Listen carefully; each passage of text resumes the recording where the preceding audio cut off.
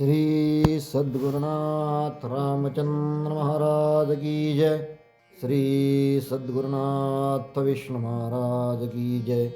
श्री गुरुदेव दत्त मंगलमूर्ति मोरया पूर्णवाद की जय। गोपाल कृष्ण भगवान की जय। पंढरीनाथ भगवान की जय। पूर्णवाद की जय। गोरक्षजालंधर चर्पटाश्च अडभंगकानीफमचिन्द्राद्यः सौरङ्गिरेवानकभद्रिरसंज्ञा भूम्यां बभूर्वो नवनाथसिद्धः। गणेशप्रिया योगिराजा समर्था महातापसी पूर्णवादप्रणेता तया पावना पूर्णिमा पूर्णचंद्रा। नमस्कार माझा सद्गुरु रामचंद्र। बुद्धिदाता मंगलमूर्ती श्री गजानन पूर्णवादाचार्य परमपूजनीय जीवनसम्राट सद्गुरु समर्थ डॉक्टर रामचंद्र महाराज पूर्णवाद वर्धिष्णु शिष्यवत्सल सद्गुरुनाथ परमपूज्य विष्णु महाराज सती सौभाग्यवती मनकर्णिका माता सती सौभाग्यवती विमल माता या देवालयाचे अधिष्ठात्री देवता विठ्ठल रुक्मिणी आदरणीय गुणेश दादा आदरणीय प्रज्ञावंत डॉक्टर लक्ष्मीकांत दादा मोक्ष श्री विभावरीताई माझे पूर्णवादी शिक्षक माझे वडील तीर्थरूप कैलासवासी अण्णा माझे पुराणाचे गुरु आदरणीय वेदमूर्ती विनायक काका बाबरेकर गुरुजी व त्याचप्रमाणे येथे उपस्थित मातृचरणांच्या चरणी नतमस्तक होऊन मी माझ्या आजच्या अभ्यासाला सुरुवात करत आहे। ग्रंथ श्री नवनाथ भक्तिसार अध्याय 23। श्री गणेशाय नमः।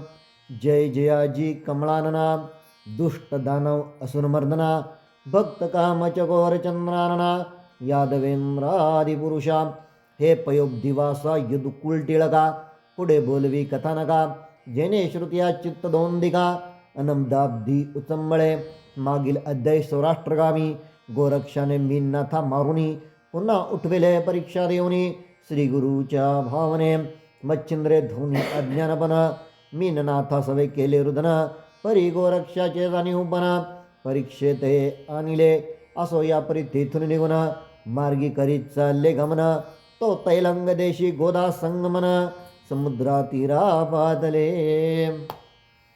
आपण मागच्या अध्यायामध्ये बघितलं की मीननाथ गोरक्षनाथ आणि मच्छिंद्रनाथ हे तिघजण स्त्री राज्यातून निघालेले आहेत आणि त्यानंतर एके ठिकाणी ते थांबलेले असताना मच्छिंद्रनाथांनी गोरक्षनाथांना अशी आज्ञा केली की आता माध्यान्नीचा समय होत आहे, आम्हाला सुद्धा भूक लागलेली आहे, तेव्हा कुठेतरी जाऊन तू भिक्षा मागून ये। आणि त्यावेळेस गोरक्षनाथ हे स्वतः उठले, 4 घरी भिक्षा मागण्यासाठी गेले। हे भिक्षा घेऊन पुन्हा त्या गावातून हे जिथं थांबले होते जिथे यांनी वस्ती केलेली होती तिथं आले आणि आल्यानंतर बघतोय तर मच्छिंद्रनाथांनी त्यांना अशी आज्ञा केली की तू थोडा वेळ थांब, मी आत्ता क्षणभरात जाऊन येतो। आणि मच्छिंद्रनाथ बाहेर चालले गेले आणि त्यानंतर मग हे मीननाथ जे छोटं बाळ होतं त्या बाळानं असं सांगितलं की मला थोडं विधीसाठी बाहेर जायचं आहे, म्हणजेच मी शौचाला जाऊन येतो। आणि ते बाळ थोडं शौचाला जाऊन आलं, पण ते जसं आलं तसं त्याने अगदी तशाच अंगाने हे लेकरू आतमध्ये आलं आणि गहिनीनाथांनी त्याला दाटवलं की अरे असं करू नकोस म्हणे। गोरक्षनाथांनी त्यांना दाटवलं असं करू नका म्हणे, जा म्हणे अगोदर तुम्ही हातपाय धुवून या, स्वच्छ होऊन या। आणि तेव्हा ते बाळ ऐका ना, मग शेवटी हे चिडले, यांना राग आला। गोरक्षनाथ उठले, ते बाळाला घेतलं नदीवरती त्या एका शिळेवरती आपटलं आणि आपटल्यानंतर ते बाळ तिथं गतप्राण झालं। ते बाळ जसं गतप्राण झालं तसं अगदी अक्षरशः त्या पायाला धरून दोन्ही पायाला धरून त्याला मधोमध फाडलं आणि चांगला आतून बाहेरून खंगाळून काढलं। त्यावेळेस त्या बाळाच्या अंगातले सर्व जेवढं काही आतमधलं मेद असते मांस वगैरे जेवढं काही होतं हे त्या पाण्यामध्ये पडलं, ते वाहून गेलं। काही माशांनी खाल्लं, काही मगरींनी खाल्लं।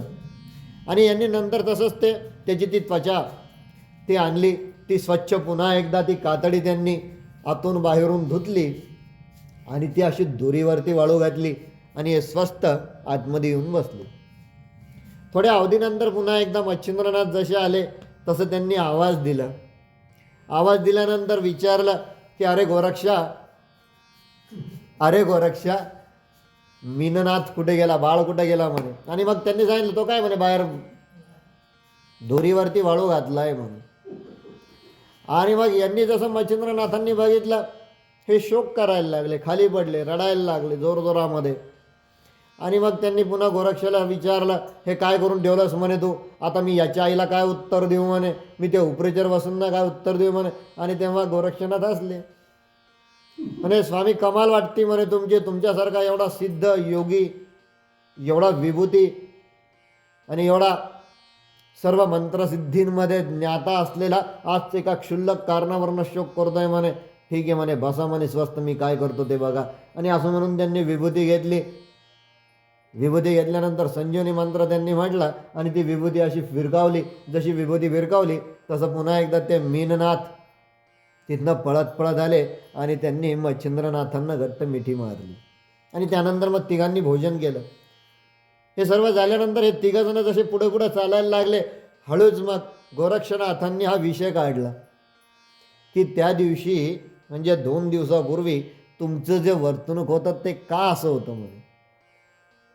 तुम्ही तर सिद्ध आहात, जाणकार आहात, तुम्ही मागचाही काळ ओळखतात, आताचाही माहिती आहे, म्हणजे भूत भविष्य आणि वर्तमान काळावरती तुमची सत्ता चाललेली असताना सुद्धा तुम्ही असं वर्तन का केलं. तेव्हा मच्छिंद्रनाथ जे होते यांनी फक्त एक स्मित हास्य केलं. अरे बाळा, मला तुझा भाव बघायचा होता आणि तू कितपत तयार झालाय एवढंच मला बघायचं होतं. आणि असं म्हणून पुन्हा एकदा आनंदानं आता त्यांचा प्रवास सुरू झालेला आहे.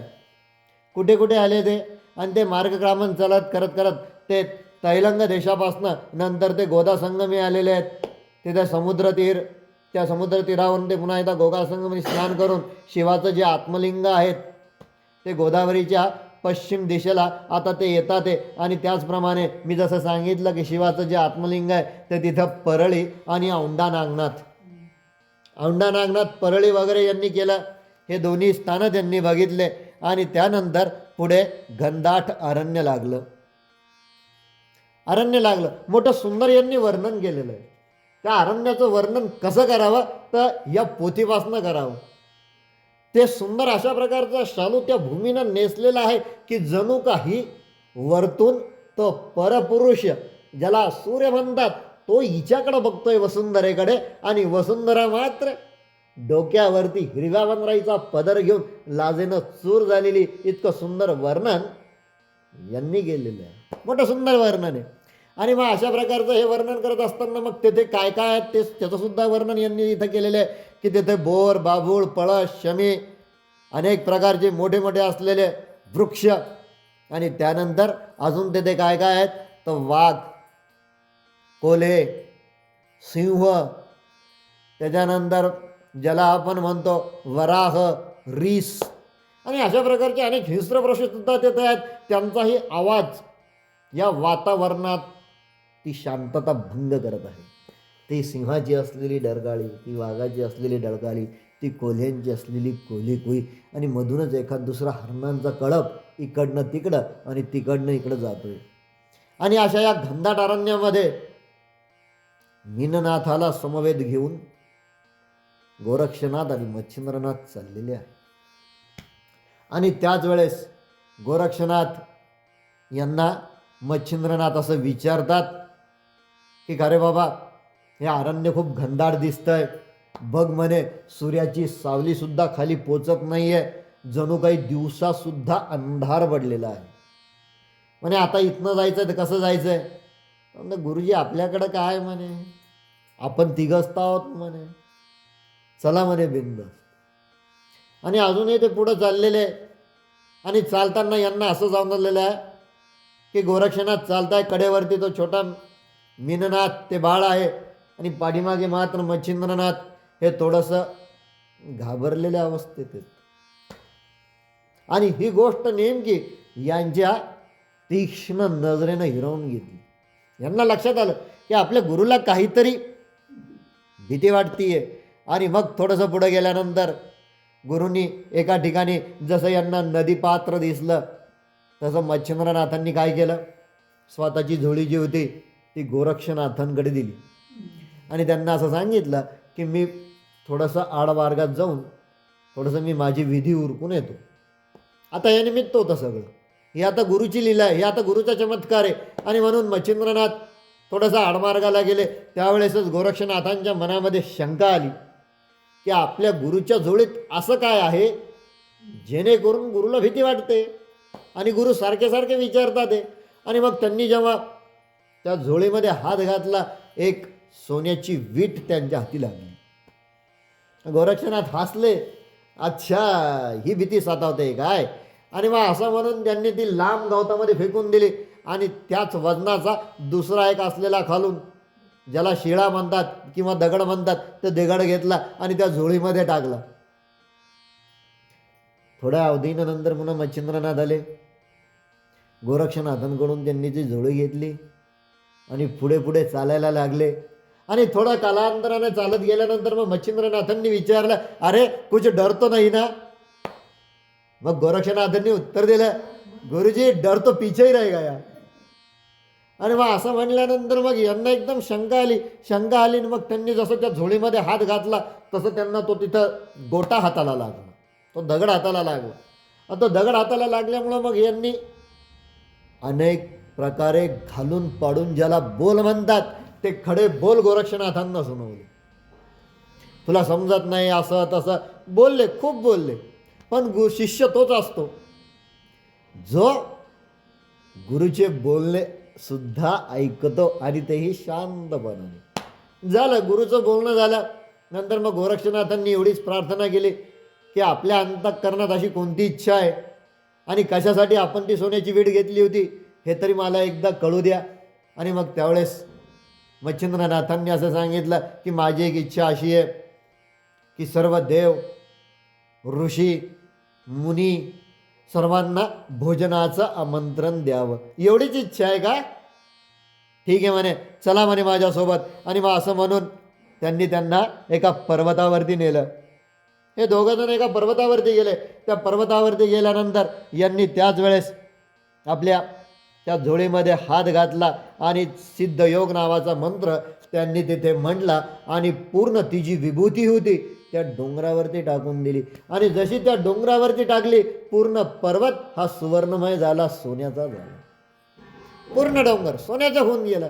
आणि मग यांनी गुरुला सांगितलं, घ्या म्हणे, आता किती सोनं लागतं ते घ्या म्हणे. त्याच वेळेस गुरुने जे उत्तर दिलं ना, त्या उत्तरावरून गुरुचं अंतःकरण काय आहे हे लक्षात येईल. आणि त्यावेळेस त्या गुरुने असं सांगितलं की या सोन्याला काय करतो, माझ्याकडे तर तुझ्यासारखा परिस आहे गोरक्षा, माझ्याकडे तुझ्यासारखा परिस आहे म्हणे, या सोन्याचं मी काय करू म्हणे.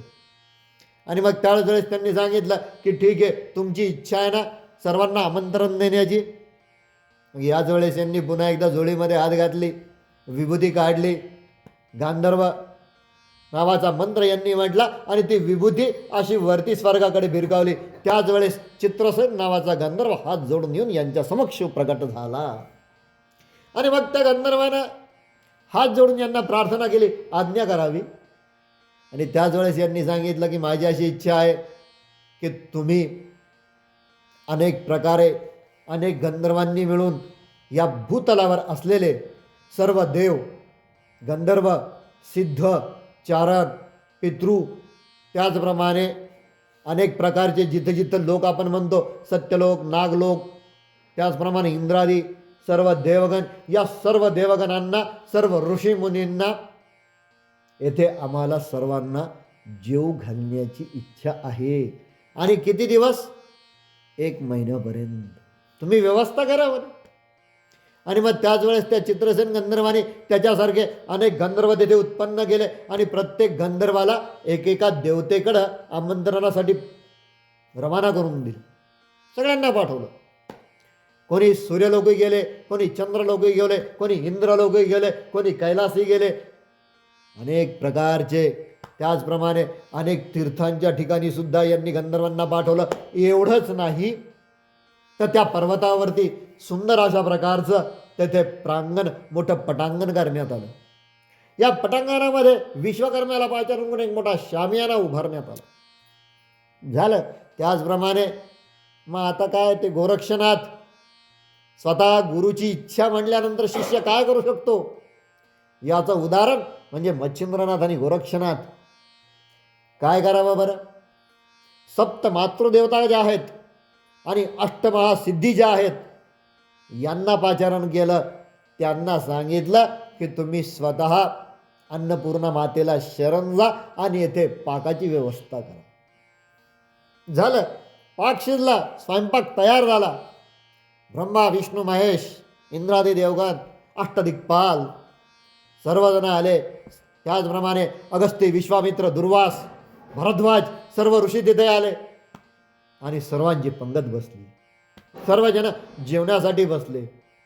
साक्षात माता गंगा ही स्वतःना पाणी वाढते, साक्षात माता महालक्ष्मी ही सर्वांना अन्न वाढते आणि पाकच्या जी जबाबदारी ज्यांनी घेतली होती ती साक्षात अन्नपूर्णा माता हातामध्ये फळी घेऊन उभी बघतीये.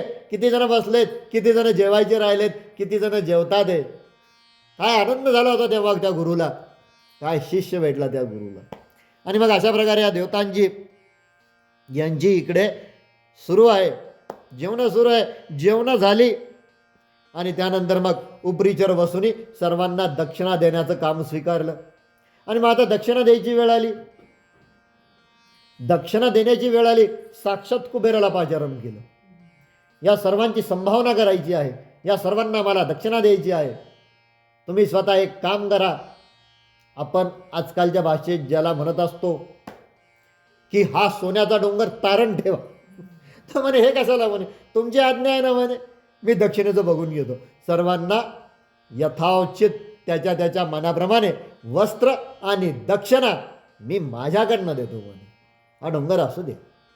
आणि मग स्वतः कुबेरजी गेलेत. त्यांनी स्वतः पुन्हा दक्षिणा आणि वेगवेगळ्या प्रकारची भारी ज्याला आपण म्हणतो उंची अलंकार, उंची वस्त्र त्यांनी आणले. आणि त्यानंतर आता हे प्रत्येकाला देण्यात कार्यक्रम चालू आहे. आणि इकडे अप्सरा गायन आणि नर्तन करतात. भगवान शंकर हे स्वतः पंक्तीला बसले. आणि त्याच वेळेस त्यांना आठवण झाली ती गहिनीनाथांची. आपण मागच्या एका अध्यायात बघितलेलं आहे की गहिनीनाथाला मधु नावाच्या विप्राकडे, तो मधून ती सरस्वती, गंगा नाव होतं तिचं, त्या मधु नावाच्या विप्राकडे त्याला ठेवण्यात आलेलं होतं गहिनीनाथांना. आणि मग त्याच वेळेस त्यांना जसं आठवण आली आणि त्याच वेळेस मग यांनी विचारलं आणू का त्याला परत? हो म्हणे. मग मीननाथाला सुद्धा 16 बघता येईल आणि याची आणि त्याची आपल्याला ओळख करता येईल, ओळखांची ओळख करून देता येईल. आणि हे का होतंय? कारण आता मच्छिंद्रनाथांच्या असं लक्षात आलेलं होतं की आता आपल्या थोडंसं अवतार कार्य जे आहे ते आता आपल्याला हळूहळू स्वतःला कमी करून इतर जे नाथ आहेत या नाथांना आपण पूर्ण आपली सिद्धी देऊन टाकायची. आणि मग मच्छिंद्रनाथांनी काय केलं?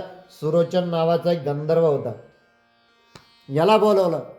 त्याच्याजवळ या मधुविप्रासाठी एक पत्र लिहिलं आणि त्याला असं सांगितलं की तू शीघ्रगतीने कनकगिरीला पोच. त्याचे तिथं पिता आहेत, त्या पित्याला हे पत्र दाखव आणि त्यांना माझ्याकडे घेऊन ये. गेले सुरोचन गंधर्व, गेले अत्यंत शीघ्रगतीने गेले. या विप्राच्या घरासमोर ते उभे राहिले. त्याला आवाज दिला आणि त्यांना असं सांगितलं की मला स्वतः साक्षात मच्छिंद्रनाथांनी तुमच्याकडे पाठवण्यात आलेलं आहे. आणि मग त्या विप्रानं सुद्धा ओळखलं की ही अंगकांती, ही तेजकांती जी आहे ही मनुष्याची नाही आहे. विप्र होता, त्याचाही अभ्यास होता, त्यानं तात्काळ ओळखलं. आणि मग त्याचाही त्याने यथोचित त्याचा आदर सत्कार केला, त्याचं स्वागत केलं, त्याला घरामध्ये बसवलं, त्याला जेव घातलं. आणि तोपर्यंत मग यांनी सांगितलं की आपण आता लवकरच जाऊया. आणि मग त्यांनी आवाज दिला, अरे गहिनी चाल. तोपर्यंत हे जे गहिनीनाथ होते हे 7 वर्षांचे आता झालेले होते. आणि मग इकडे मच्छिंद्रनाथांनी गोरक्षनाथांना सांगून ठेवलेलं होतं की याला फक्त 12 वर्षापर्यंत कसं असतं नियोजन. आपल्याला वाटतं दादा पारनेर सोडून गेले म्हणजे आता दादा ते विश्रांती घेत आहे.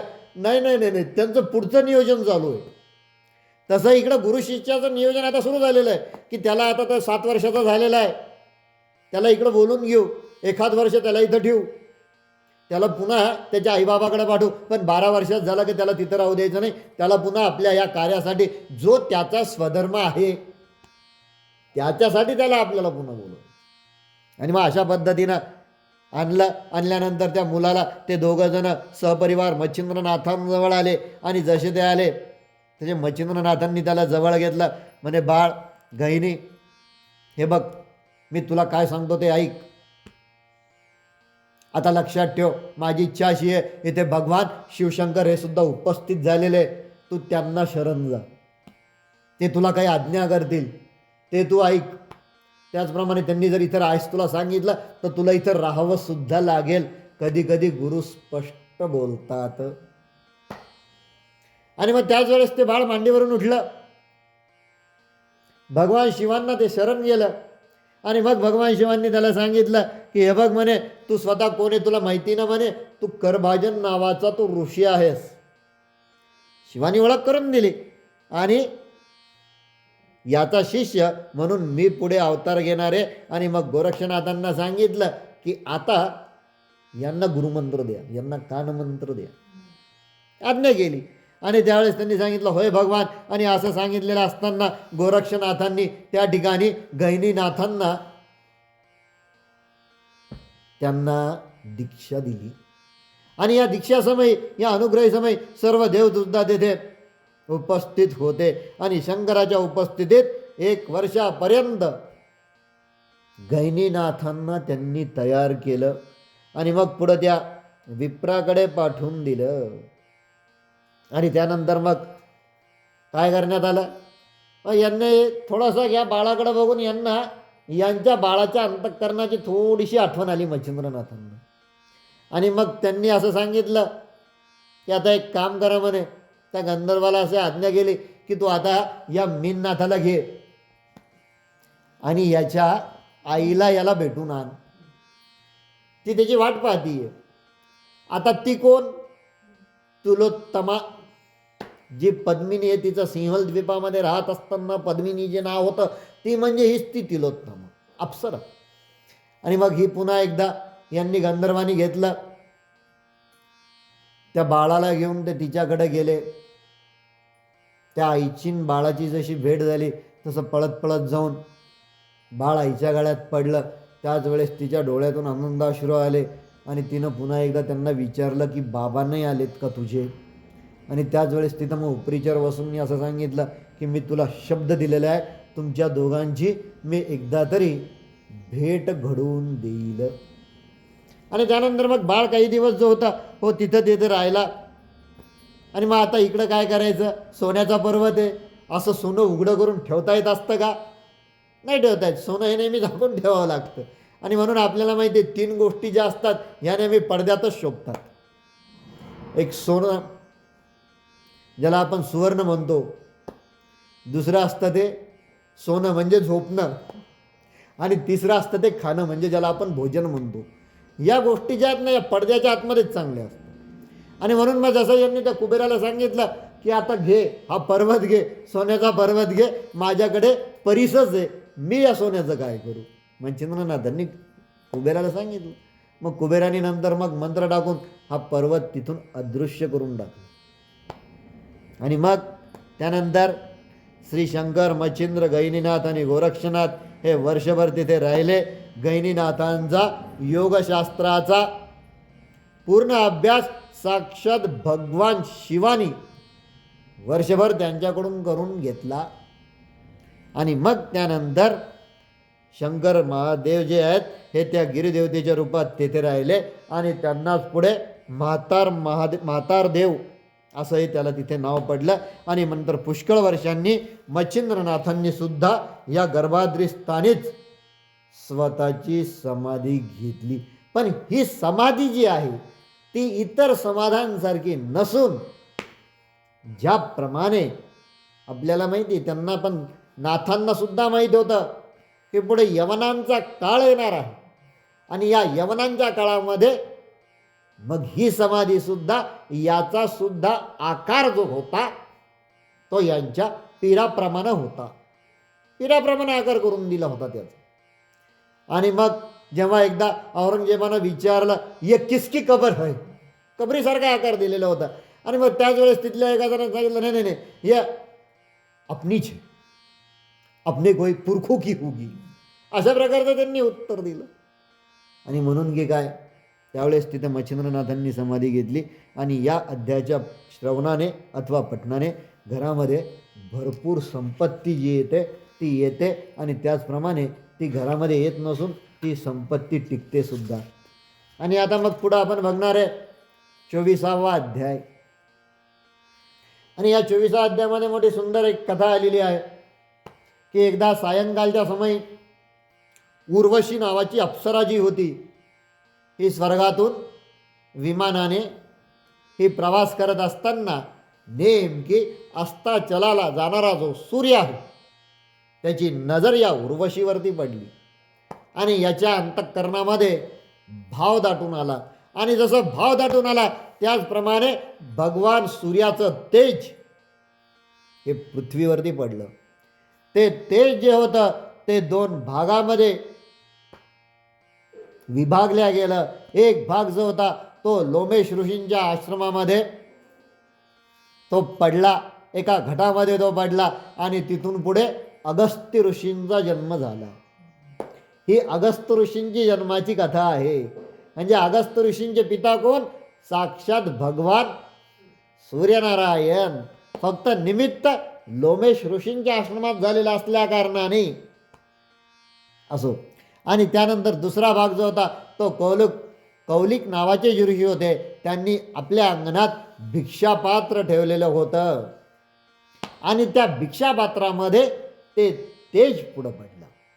आणि मग आश्रमाचं दार बंद करण्यासाठी ते जेव्हा आले तेव्हा त्यांनी ते भिक्षापात्र तिथे बघितलं आणि ते भिक्षापात्र जेव्हा त्यांनी उचलून बघितलं तेव्हा त्यामध्ये सूक्ष्म रूपाने भगवान सूर्यनारायण आहेत हे त्यांनी ओळखलं. आणि त्या भिक्षापात्रालाच भरतरी असं म्हणतात.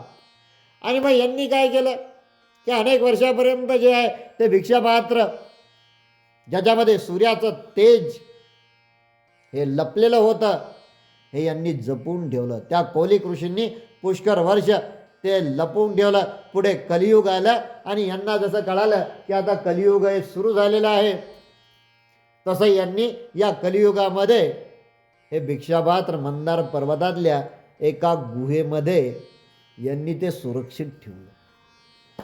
आता ते भिक्षापात्र जिथं ठेवलं किती वर्ष होतं ते 3100 वर्षापर्यंत ते भिक्षापात्र तिथं होतं. बघा मच्छिंद्रनाथांमध्ये यांच्यामध्ये किती अंतर आहे याचाही आपल्याला अभ्यास होऊन जाईल. 3100 वर्षापर्यंत हे पात्र त्या मंदार पर्वतातल्या एका गुहेमध्ये होतं. अक्षरशः त्या गुहेमध्ये काही माशांनी त्यांचं पोळं केलेलं होतं. अत्यंत अंधार, त्याच्यात माशांनी पोळं केलेलं आणि त्याचबरोबर अनेक प्रकारच्या माशा तेथे घोंगावत होत्या. मधमाशा तेथे घोंगावत होत्या. मधमाशांनी तेथे पोळं केलेलं होतं. आणि म्हणून की काय एक दिवस निमित्त असतं प्रत्येक घटनेला, प्रत्येक गोष्टीला काहीतरी निमित्त लागत असतं. आणि एक शिळा जी होती ती वरतून खाली कोसळली आणि त्यामुळे की काही गुहासुद्धा हल्ल्या झाली. आणि ही जशी गुहा हल्ल्यासारखी झाली तसं ते पोळं जे होतं हे तिथून उडून गेलं. मग त्यानंतर हे जे पात्र होतं हे पात्र 2 भागात विभागलं गेलं. त्या 2 भागाचे 2 शकलं झाले आणि त्याच्यातून एक दिव्य तेजपुंज बाळ असं बाहेर आलं आणि ते बाळ रुदन करायला लागलं. आणि मग ते येता येता येता येता ते बाळ नंतर खाली आलं. पण हे बाळ जिथं आलं ज्या गवतात पडलं, आता वरतून पडतं आहे ते, हा विचार करा, ते बाळ आता वरतून खाली पडतं आहे, ते गवतात पडलं. तिथे एक गर्भिणी असलेली हरीण होती आणि ती हरीण नुकतीच प्रसूत झाली आणि प्रसूत झाल्या कारणाने तिला 2 पाडसं झाली. आणि नेमकी हे 2 पाडस जिथं होतं तिथं हे बालक हे अर्भक तिथं पडलं. त्यामुळे त्या हरिणीला काय वाटलं की आपल्याला आता 3 पिल्ली झालीत असं तिचा समज झाला. त्यामुळे त्या हरिणीनं काय केलं, ती ज्याप्रमाणे तिच्या बाळांना चाटायला लागली, त्या बाळांना स्तनपान द्यायला लागली, पण आता या बाळाला पिता येईना कारण हे मनुष्याचं बाळ. मग हिनं स्वतःहून त्या बाळाच्या मुखामध्ये स्वतःचा स्तन घालून त्याला दुग्धपान केलं. आणि असं करता करता 1 नाही 2 वर्षापर्यंत झाला. आता बाळ हळूहळू मोठं होत आहे, बाळ वृद्धिंगत व्हायला लागलंय. आता हे बाळ सुद्धा त्या हरणांप्रमाणेच, आता मनुष्याचं बाळ, पण आता हरणांप्रमाणे ते चालायला लागलं. आणि म्हणता म्हणता बाळाला पूर्णपणे पशुपक्ष्यांची भाषा अवगत व्हायला लागली. मग ज्या प्रमाणात ती हरिण पळते, त्या हरणीचे पिल्ल उड्या मारतात, त्याप्रमाणे आता याच्यासुद्धा बाळलीला सुरू झाल्या. पण याच्यात मनुष्य असल्या कारणाने तेवढी गती नव्हती. आणि असं करता करता त्या हरिणीचे दिवस अत्यंत आनंदात जात होते. आणि नेमकी झालं असं की एक दिवस तेथून त्याच घनघोर अशा अरण्यातून एक जयसिंग नावाचा भाट आणि त्याची रेणुका नावाची पत्नी हे दोघंजण तिथून चाललेले होते. यांनी जसं बघितलं की अरे मनुष्याचं बाळ आहे, हा हरवलाय वाटतं बहुतेक, आणि किती सुंदर आहे, किती तेजपुंज आहे, किती सुंदर अशा प्रकारचं बाळसं आहे म्हणे बाळाला. आणि असं म्हणून यांनी ते बाळ उचलून घेतलं. हे बाळ जसं उचलून घेतलं तसं तिकडं ती हरीण तिच्या असलेल्या त्या प्राणी स्वभावानुसार ती बिचारी रडायला लागली. तिच्या डोळ्यातून अश्रू यायला लागले, बाळाचे पण अश्रू यायला लागले. ती हरीण ज्याप्रमाणे आवाज काढत त्याप्रमाणे बाळसुद्धा काढत. जेवढं दुःख मातेला होत तेवढं दुःख या बाळाला होत. पण याची भाषा मनुष्याला कशी कळणार? आणि म्हणून की काय, हे जसे जसे पुढे जायला लागले, कारण आता यांचं पण काही चुकलेलं नव्हतं. हा जो जयसिंग नावाचा बाळ जो होता यानं सुद्धा आजूबाजूला बघितलं, काय अरे अरे किती निर्दयी लोक आहेत म्हणे, बाळाला असं एकटं अरण्यात टाकून गेलेत म्हणे, किंवा कदाचित असतील आजूबाजूला, आपण शोध घेऊया, असं रेणुका नावाच्या त्याच्या पत्नीला त्यानं सांगितलं. आणि दोघं जण यांनी भरपूर शोध केला, पण कोणी इतर मनुष्य प्राणी त्यांना दिसला नाही. पण प्रत्येक वेळेस मात्र ते हरीण पायात पाय पायात पाय, शेवटी बाळच तिचं, हरिणीचं जसे पाडस होते दोन त्याप्रमाणे असलेलं हे सुंदर असं बाळ. आणि म्हणून हे जसे चालायला लागले तसे ती हरीणसुद्धा ते यांच्या मागे मागे यायला लागली. अजूनही बाळाचंही रडणं चालू आहे, त्या हरिणीचंही रडणं चालू आहे, पण यांना कुठं ती भाषा अवगत चालय. चालता चालता चालता चालता आणि म्हणून हे दोघं जण बिचारे आता एकमेकांचा यांचा संवाद चालू झाला. अगं बघणं म्हणे, एवढ्या घनघोर अशा अरण्यामध्ये बाळाला एकटं टाकून किती निर्दयी माता आहे ती. किंवा बाळ रस्ता चुकलं नसेल ना? नाही नाही, कसं काय चुकेल, बाळाला चालता थोडीच येतं अजून.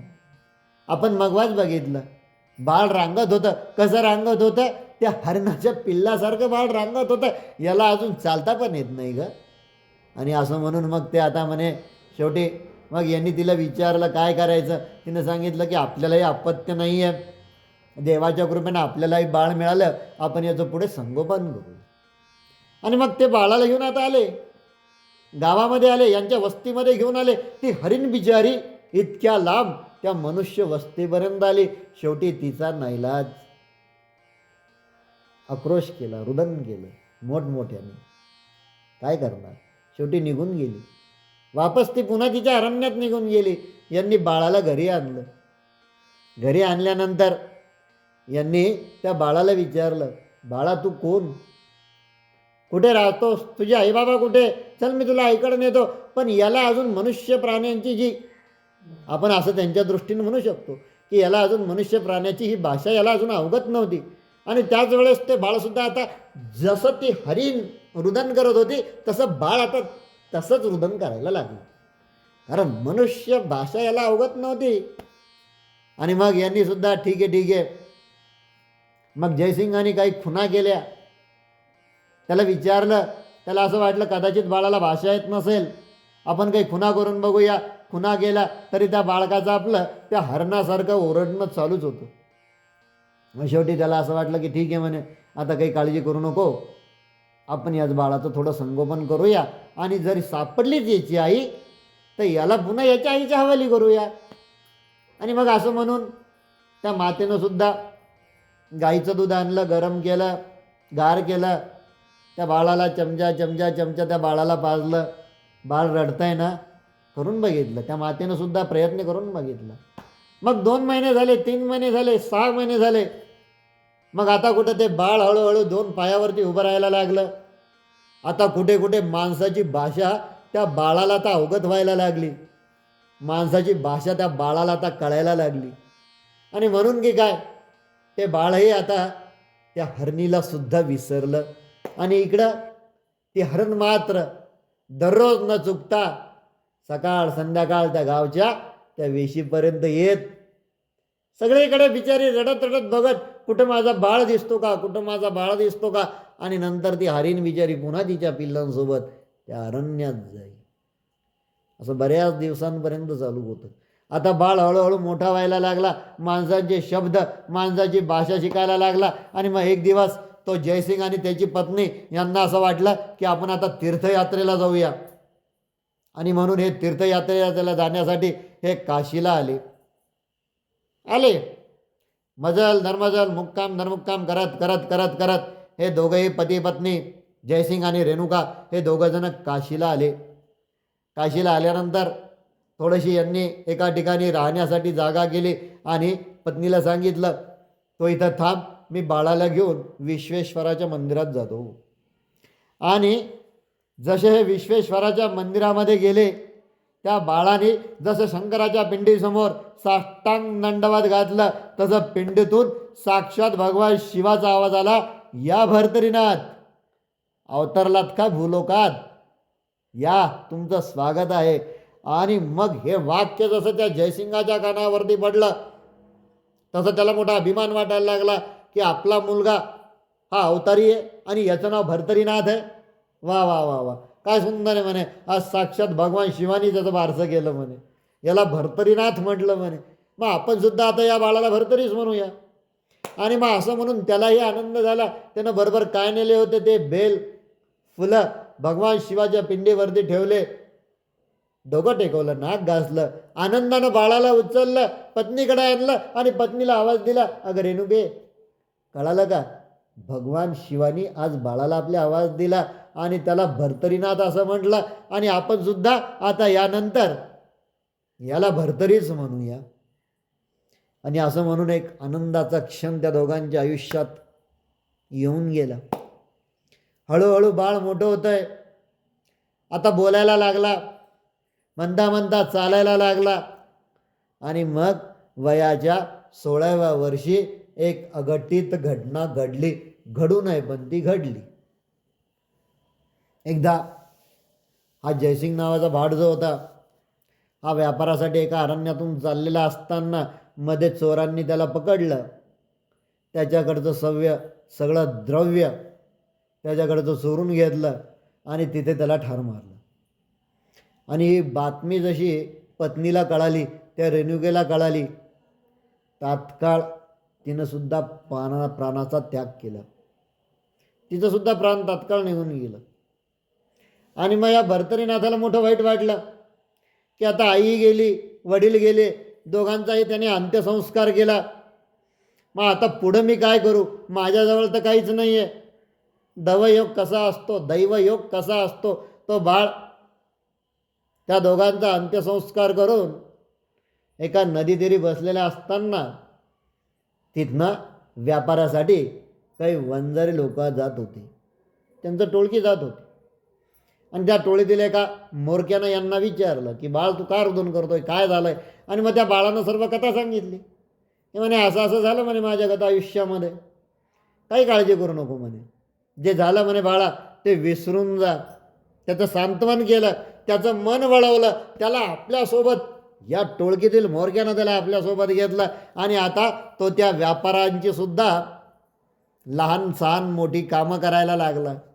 आता सूर्याचं तेज त्यामुळे दिसायला अत्यंत रूपवान, अत्यंत देखणा, अत्यंत चंचल आणि अत्यंत चपळ असा तो भर्तरी होता. आणि त्यामुळे की काय, म्हणता म्हणता म्हणता आता भर्तरीनाथ हे आता उद्योगी झाले आणि या टोळीतल्या सर्व व्यापारांच्या ते आता आवडीचे झाले.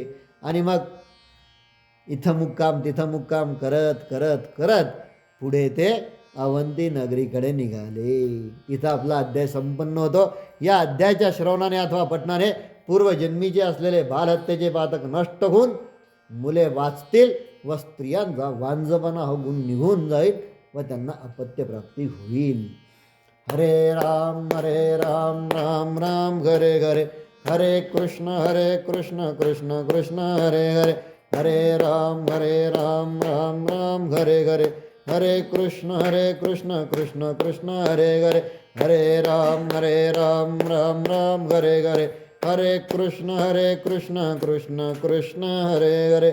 श्री सद्गुरुनाथ रामचंद्र महाराज की जय. श्री सद्गुरुनाथ विष्णु महाराज की जय. श्री गुरुदेव दत्त मंगलमूर्ती मोरया. पूर्णवाद की जय. गोपाल कृष्ण भगवान की जय. पंढरीनाथ भगवान की जय. पूर्णवाद की जय.